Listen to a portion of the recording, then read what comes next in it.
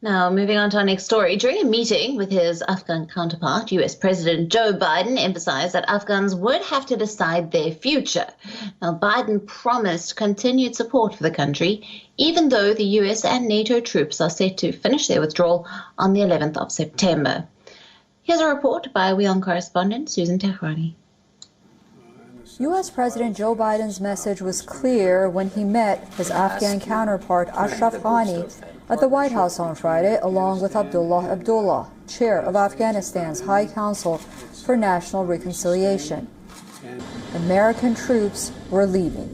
The Afghan president, while emphasizing that America's decision is a sovereign one, he said his country is experiencing an 1861 moment like President Lincoln fighting off the Confederacy, as the Taliban advances on Afghan forces and sends the country further into a crisis. U.S. intelligence officials believe that the Afghan government may fall as soon as 6 months after American troop withdrawal.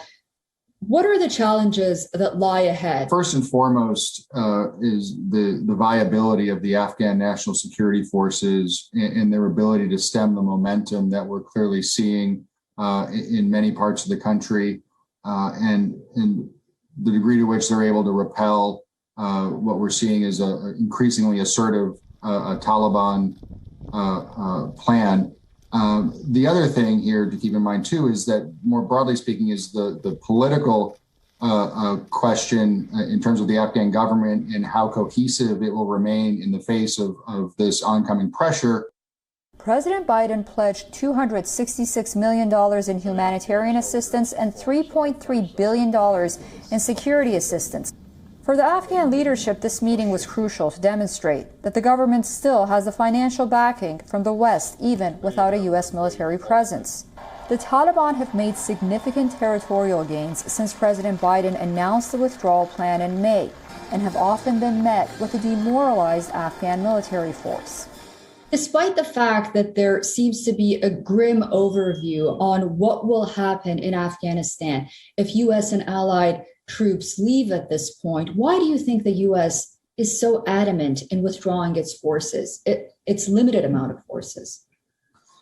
Well, this is, on the political side of things, I think the Biden administration was placed in a very precarious position when it took office in late January, given that the Trump administration's had a signed agreement with the Taliban with a very firm and defined end date for the U.S. presence being in early May. And really to do anything, much beyond that, I think would have required a lot of political capital on the behalf of the Biden administration if they were going to enter into a phase that might even be more escalatory, given that the Taliban, by the word of the agreement, would have some justification in increasing attacks against U.S.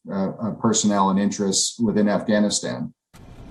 President Biden has set a formal deadline for the withdrawal of U.S. and foreign forces from Afghanistan by September 11th. Susan Tehrani from New York for WION. World is One. WION, now available in your country. Download the app now. Get all the news on the move.